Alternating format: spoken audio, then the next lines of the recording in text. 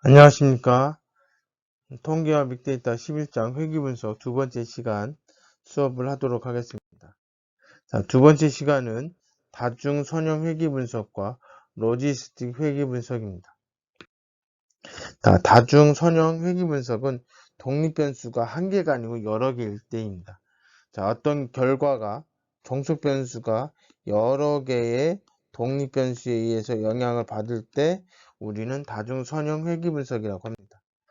자, 아까도 말씀드렸듯이 혈당 수치가 종속 영향을 받는 건데 누가 영향을 주냐면 키와 몸무게가 혈당에 영향을 미친다고 뭐 연구나 이런 걸 통해서 알았다고 한다면 이 두 개를 독립변수로 하고 종속변수의 관계식, 회귀식을 만들어 보도록 하겠습니다. 자, 회귀식은 이렇게 표현이 됩니다. 아까하고 비슷한데 아까는 y는 b 플러스 wx. 자, 그래서 여기 독립변수 한 개고 여기는 y절편이고 여기는 기울기였습니다. 여기서 요 베타 제로는 어떻게 보면 y절편이 되겠죠. 그리고 요거 x1, x2 이렇게 되어 있는 거는 어떻게 생각하면 되냐면 뭐 이런 거예요. 이렇게 뭐 이게 여러분들 조금 이해가 안 될 수 있는데 이게 x1, x2, x3, x4 여기가 y 뭐 이런 형태의 좌표, 즉 n차 좌표 평면상에서의 그림을 그려야 되는 거죠. 이때도 우리는 함수가 lm 함수를 사용해서 회귀식을 구하도록 하겠습니다. 자, 코드 11-4번을 한번 같이 보도록 하겠습니다. 자, 여기서 라이브러리를 열고 그 다음에 프레시티지라고 하는 데이터셋에서 6개만 보고 여기 있는 데이터를 가지고 지금 처리를 하고자 합니다. 자, 여기 보니까 이 데이터셋은 이런 형태를 가지고 있습니다. 자, 이런 형태를 갖고 있는데 보니까 필드가 몇 개 있어요. 여러 개 있습니다. 그죠? 자, 여기서는 지금 필드가 지금 몇 개 있는 거예요? 6개가 있습니다. 6개. 자, 그런데 지금 new 데이터에 지금 몇 개만 쓰자는 얘기 앞에 쉼표하고 그렇게 되어 있으니까 행은 모두 다. 근데 열은 뭐예요? 1부터 4까지. 지금 요만큼 4개만 쓰겠다는 거죠. 이 2개 버리고. 자, 그리고 여기서 지금 그림을 그리자 이거죠. 이 그림의 모양, 뭐 점의 모양을 16번째 걸로 선택을 하고 색깔은 블루로 하겠다는 얘기죠. 그리고 그거의 이름을 이렇게 지었다는 얘기고요. 자, 그 다음에 이 모델을 회귀식을 어떻게 만들었냐면 인컴. 자, 결국 수입원 여기 수입은 뭐에 의해서 결정된다. 얘와 얘에 의해서 결정된다라고 생각을 한 겁니다. 아, 여기 지금 아니 여기 세 가지에 의해서 결정된다고 생각하고 회귀식을 도출하는 lm 함수 썼습니다. 그리고 그거에 대한 결과들을 서머리로 요약을 해준 겁니다. 여기서 사용되어진 데이터는 여기서 방금 전에 만들었던 new 데이터를 가지고 하겠다는 겁니다. 자, 아까 말씀드렸던 것처럼 필드가 6개인데 4가지만 선택을 한 거죠. 4가지만, 여기 4가지. 이렇게 4가지가 있는데 그 중에 원래 6가지 4가지만 가지고 선택을 하는 거고요. 지금 그림을 그렸더니 지금 어떻게 돼 있어요? 뉴 데이터를 이렇게 그림을 그린 거죠. 그렸는데 자, 모양은 16번째고 색깔은 파란색으로 돼서 이렇게 표시가 되어 있습니다. 그죠? 그리고 여기 지금 뭐 삼전도의 제목을 이렇게 썼고요. 자, 이렇게 보니까 뭐야? 자, 이런 애들은 상관관계 없죠. 근데 요거는 상관관계가 있죠. 아, 수입하고 얘하고는 상관관계가 있구나. 교육하고 얘하고 상관관계 있고. 뭐 이것도 상관관계 있다고 볼 수 있죠. 이거 음의 상관관계. 자, 이렇게 상관관계가 있을 때 회귀식을 찾아보자는 거죠. 자, LM이라고 하는 회귀식을 찾으려고 하는데 이때 독립변수가 지금 3개입니다. 이 3개의 독립변수를 가지고 종속변수는 수입이고요. 오늘 모델을 만들고 그걸 출력을 한 겁니다. 자, 이렇게 해놓고 보니까 어떻게 돼 있어요? 자, 먼저 이렇게 이거는 뭐야? 데이터에 대한 최소값, 그 다음에 일사분면, 중앙값, 여기 바로 뭐가 돼요? 2Q가 되겠죠. 그 다음에 3Q 최대값 이렇게 서머리가 돼서 출력이 된 겁니다. 자, 그리고 여기 보시면 자, 지금 t-value 값도 나오고 확률 값도 나오고 이렇게 돼 있습니다. 자, 뭐 여기 회귀 분석이라고 해서 이렇게 뭐 설문조사 이렇게 해서 결과가 나오면 이걸 해석을 해야 되는데, 여기서 뭐 다른 거는 중요하지 않고 요거는 좀 기억을 해주세요. 여러분들 논문이나 이런 데 보면 이런 표가 작성되어지고 요렇게 별이 표시가 되어 있습니다. 이거는 자, 이게 신뢰 구간 내지는 신뢰도의 값을 나타내는 겁니다. 자, 그래서 아무것도 없으면 1이고 점이 있으면 0.1을 의미하는 거죠. 그러니까 이 0.1은 뭐예요? 90%라는 얘기죠. 95%, 99%, 99.9% 뭐 이런 뜻이겠죠. 자, 그래서 그 분석을 해서 나온 결과들을 이렇게 서머리로 확인할 수 있습니다. 자, 회귀 모델에서 무엇이 독립변수고 무엇이 종속변수인지 지정을 합니다. 지정을 하는데 왼쪽에 있는 것이 종속변수고 오른쪽에 있는 것이 독립변수다. 이걸 기억을 해 주시고요. 이 독립변수가 여러 개 있을 때는 플러스를 통해서 연결을 하시면 되고, 이때 사용되어진 데이터를 정의해 줘야 됩니다. 자, 아까 이야기했던 것처럼 이 점을 이 별표를 통해서 얼마나 영향을 미치는지를 나타내는 겁니다. 그래서 이 별표가 많을수록 통계적으로 의미가 있다. 그죠? 그 다음에 두 번째, 여기에 p-value가 있어요. 유의 수준이 값이 출력이 됩니다. 자, 이 유의 수준이 작을수록 의미가 있는 겁니다. 자, 그 다음에 3번에 요 값에 대해서 요 값은 이제 이 모델에 대한 설명력을 나타내는 것인데 0에서부터 1까지 사이에 값을 가지게 됩니다. 다중 선형 회귀 분석에서 변수를 선택하는 겁니다. 아까 우리가 지금 4개의 변수를 가지고 딱 봤더니 양의 상관관계도 있고 음의 상관관계도 있고 아무런 관계도 없을 수 있습니다. 자, 독립변수들은 어떻게든 종속변수에 영향을 미치긴 합니다. 근데 그 영향을 크게 미치지 않는 애들이 있잖아요.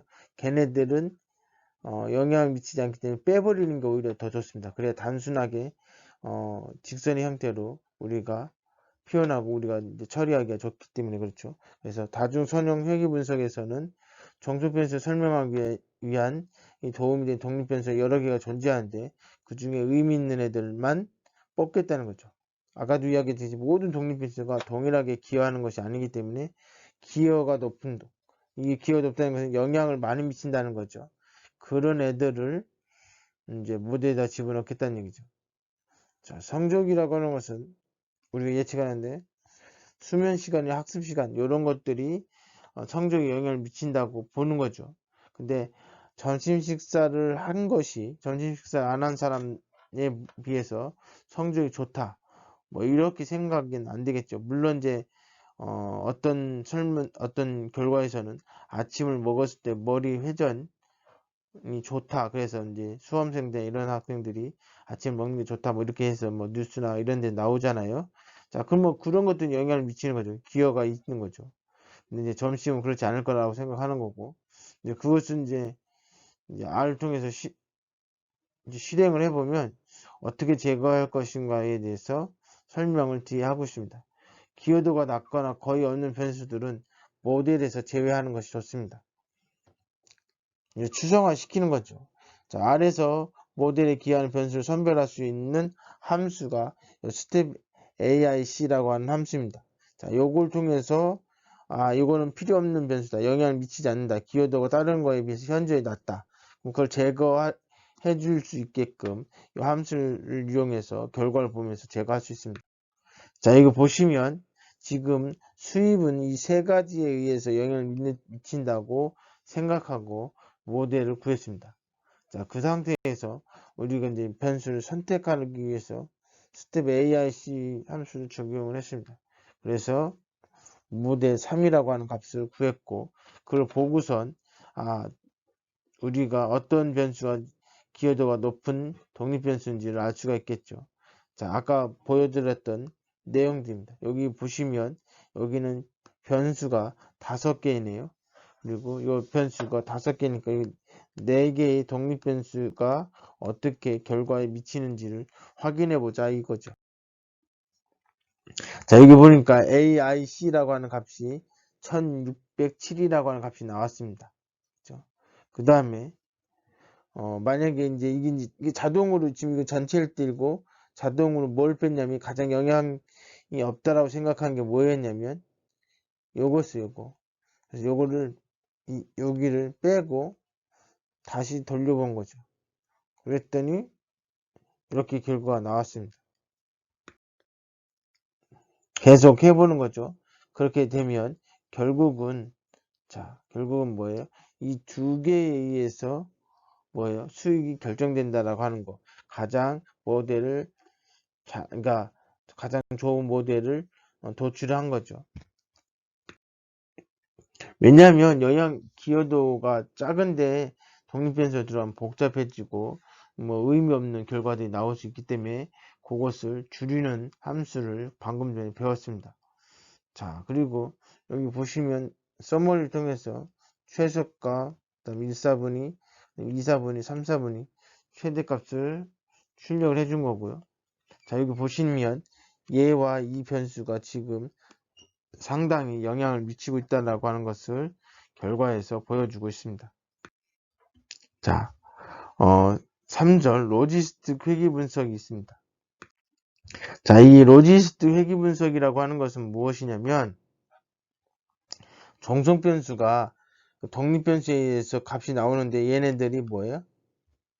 뭐 공부를 10시간 했을 때, 11시간 했을 때, 12시간 했을 때 요것들이 나오는 값들이 딱 떨어지는 게 아니라 뭐 55점을 맞았거나 56점 맞았거나 이런 식으로 연속된 데이터의 정수 변수를 가질 때는 우리가 앞에서 얘기했던 선형회귀로 얘기하면 되는데 이제 그런 경우도 있지만 어떤 경우가 있냐면 10시간 뭐 12시간을 공부했을 때 합격, 뭐 11시간 공부했을 때 불합격 이런 식으로 어떤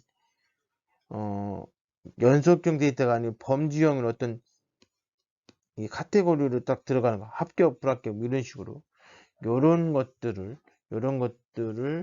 요런 거에 대한 회귀식을 찾는 것이 바로 뭐예요? 로지스틱 회귀 모델이라고 합니다. 그리고 로지스틱의 회귀 모형은 여기 앞에 G라고 하는 함수가 GLM이라고 하는 함수를 이용해서 로지스틱 회귀 분석을 하게 됩니다. 소스 코드를 보니까 지금 어떻게 되어 있습니까? 아이리스라고 하는 데이터를 가지고 새로운 변수를 만들어냈고요. 자, 품종이 있습니다. 이 품종이 뭐예요? 세 가지죠. 그러니까 이게 아이리스라고 하는 요 꽃의 모양이 뭐 센터사 뭐 이런 식으로 해서 세 개가 있죠. 그 세 개를 숫자로 변환을 하겠다는 거죠. 숫자로. 자, 그리고 그것을 지금 뭐 한 거예요? 한번 6개만 출력해 보자 이런 얘기죠. 그리고 나서 자, 이 품종에 대해서 이게 영향을 미치는 거. 우리 영향을 미치는 건 뭐 200 꽃무늬의 그 폭과 길이 뭐 이런 거 해야지 4가지의 필드 값이 있죠. 근데 그 필드 값을 이렇게 물질문에서 원래 독립 변수를 이런 식으로 표시해야 되는데 모두 다 해당되는 경우는 어떻게 돼요? 점만 찍으면 모두 다 적용하겠다는 뜻입니다. 자, 그렇게 해놓고 서머리를 통해서 어떻게 결과가 됐는지 알아볼 수가 있습니다. 자, 이렇게 시벌 랭스와 시벌 미드 이렇게 지금 이게 아까 얘기했던 4개죠. 이 4개가 바로 뭐예요? 점으로 해서 모두 다 라고 하는 거죠. 그리고 이 품종은 아까 이야기했듯이 원래 범주형인데 숫자 형태로 이렇게 변환을 해준 겁니다. 자, 그래서 서머리를 했더니 뭐 이렇게 지금 최소값 1, 4분위, 2, 4분위, 3, 4분위 최대값의 값을 출력을 해준 거고요. 자, 지금 보면 여기 보니까 뭐예요? 영향을 받는 애들을 표시를 해준 겁니다. 그죠? 자, 얘네들은 영향을 많이 안 준다는 얘기죠. 얘네들이 영향을 주고. 자, 이렇게 로지스틱 회귀 분석에 대한 결과를 볼 수 있었습니다. 자, 실제로 한번 로지스틱 회귀 모델을 이용해서 한번 예측을 해보는 걸 해보도록 하겠습니다. 자, 먼저 우리가 이제 꽃을 하나 찾았다고 한다면 이 꽃의 길이를 재봤더니 10월 랭스는 5.1, 그 다음에 10월 미드는 3.5, 그 다음에 페덜 랭스는 1.4, 그 다음에 페덜 미드는 0.2 이런 꽃을 발견을 했어요. 그러면 이것을 데이터 프레임으로 해놓고 그것은 이제 뭔지 모르니까 품종이 뭔지 모르니까 unknown으로 변수 이름을 지정을 했습니다. 자, 그래놓고 이제 요 값에 대한 네임스 필드명을 이제 우리 기존에 있던 아일리스 품종명과 똑같이 하겠습니다. 그렇게 하겠다는 얘기죠. 자, 그렇게 해놓고 좀 예측을 한번 해보도록 하겠습니다. 예측한 프리딕이라고 하는 함수를 통해서 예측을 해서 그 결과를 하게 되면 이게 아마 뭐 정확한 자연수로 나오면 좋은데 자연수 안 나올 수 있습니다. 뭐 예를 들어서 2.3 이렇게 나오면 그러면 이건 뭐 라운드 해서 뒤에 있는 것을 반올림 해가지고 뭐예요? 2가 나오죠. 왜 2가 나오냐면 아까 품종이 그 원래 품종을 뭘로 바꾼 거? 정수로 바꿨어요. 그러니까 1은 뭐 2는 뭐 3은 뭐 그러니까 이 셋 중에 하나가 답이 되어야 되는 거죠. 2.3이면 안 되는 거잖아요. 그래서 이렇게 반올림하면 2가 된다. 그러면 이거는 이 품종은 요 두 번째 품종이다. 뭐 이런 얘기죠. 자, 그래서 요 결과들 가지고 비교해 보면 결과가 나오겠죠. 자, 아까 말씀드렸던 겁니다. 이거 새로운 꽃을 보았더니 그거의 정보, 길이와 폭의 값을 가지고 데이터 프레임을 만들고, 자, 그거는 뭐 기존에 있던 요거죠. 이거 기존에 있던 요 필드명을 요 언노운에다 적용을 하겠다는 얘기고, 이렇게 놓고 보니까 이거 지금 하나 꺾은 꽃의 정보를 우리가 이거 출력을 한 겁니다.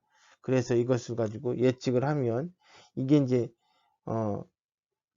회귀 분석이기 때문에 이 값을 집어넣으면 어떤 원하는 결과가 나오는데 그 원하는 결과가 카테고리로 그러니까 범주형으로 나오는 게 아니라 숫자로 나오는데 그 숫자가 정확히 1, 2, 3 이렇게 나와야 되는데 그렇지 않다는 거죠. 지금 어떻게 나온다는 얘기예요? 0.917 이렇게 나오는 거야. 그러면 이게 반올림 했더니 뭐예요? 1이 된 거죠. 그러면 첫 번째 품종이라는 얘기죠. 원래 품종은 이 세 가지가 있는데 얘가 1, 2, 3으로 아까 숫자형을 바꿨습니다. 그래서 지금 우리가 나온 여기 1이라고 하는 거니까 여기 세토사 품종이었다는 얘기죠. 자, 다수의 데이터에 대한 예측입니다. 자, 여기에 지금 보시면 아일리스에서 지금 전체 행에 있는 그리고 또 이제 필드는 4개 필드 각각의 길이와 폭을 대한 정보를 테스트라고 하는 변수에 집어넣고 자, 그 다음에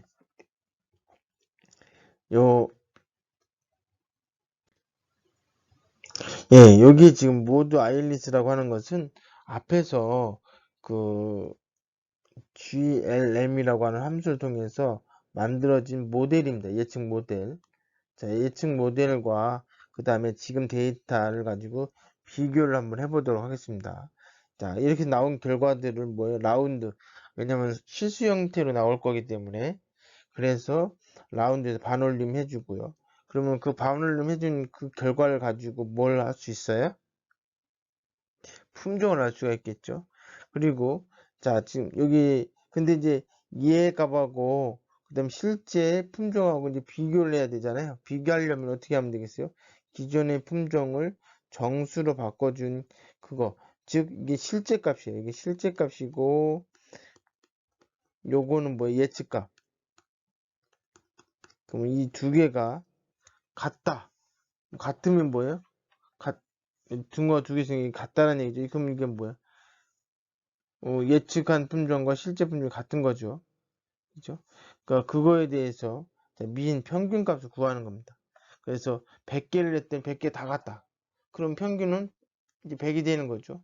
자, 그러면 이제 정확도를 우리가 구할 수 있겠죠. 물론 이제 여긴 퍼센트로 되어 있는 게 아니기 때문에 0에서부터 시작해서 1까지 값이 나올 거고 거기다 100을 곱해주면 퍼센트가 되겠죠. 자, 그래서 여기 보시면 우리가 나온 요 프리디 값이 뭐예요? 뭐 결국은 1에서 뭐 3 사이의 값이 되겠죠. 뭐 3.5 이렇게 될 수도 있지만 여하튼 그래서 반올림을 해주면 이건 정수 형태로 1, 2, 3 중에 하나가 선택이 되겠죠. 자, 그래서 이거 보니까 뭐예요? 앞에 부분들은 다 품종이 1인 거예요. 다 1이에요. 그죠? 근데 맨 마지막은 품종이 3이고요. 그 다음에 실제 아이리스의 품종을 정수 형태로 바꿔요. 이거는 실제 값이고 프레딕은 예측 값인 거예요. 그래서 이 두 개 같은지를 비교하라고 했더니 다 트루 이렇게 돼 있죠. 그죠? 물론 이게 빠진 게 true가 아닐 수도 있는데 여하튼 자, 그래서 이렇게 한 다음에 이거에 대한 평균을 구해라. 이게 쉽게 해서 이것들이 맞는지 틀린지 계산을 한 거죠. 계산을 했더니 뭐 0.97333 나왔습니다. 그러니까 곱하기 100을 해주면 97%, 즉 150개면 약 한 4개 정도가, 3개나 4개 정도가 틀리고 나머지는 같다는 얘기죠. 자, 이렇게 해서 11장 회귀 분석에 대해서 배워보았습니다. 이제 실습은 다음 주에 자세하게 설명을 드리도록 하겠습니다. 자, 이것으로 수업을 마치도록 하겠습니다. 수고하셨습니다.